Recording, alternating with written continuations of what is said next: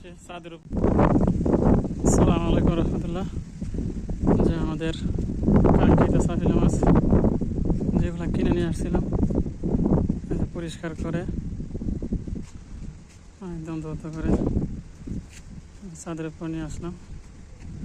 যে এখন দিয়ে দিলাম শুটকির জন্য, আর সাথে সামান্য হলুদ দিয়ে দিলাম যাতে পোকামাকড় বা আইসা আক্রমণ না করতে পারে বা বসে না বসে জীবাণু থেকে বাঁচার জন্য।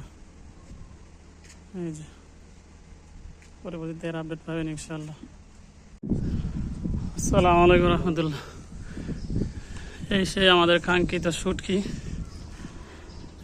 যেগুলো মাছ কিনে নিয়ে আসছিলাম, যে ছাদে দিয়েছিলাম শুকানোর জন্য, মোটামুটি শুকিয়ে গেছে। আজকে এই যে আগামীকালকে দিলে ইনশাআল্লাহ পুরোপুরি শুকিয়ে যাবে। এই যে শুটকিগুলো ছাদের উপর দিয়ে শুটকিগুলো শুকানো হচ্ছে পার্সোনালি। এই যে শুটকি, এই যে শুটকি, এগুলো আমাদের কিনা মাছ। মাছগুলো কিনে এগুলো শুটকি দেওয়া হয়েছে ছাদের উপর। নতুন অভিজ্ঞতা।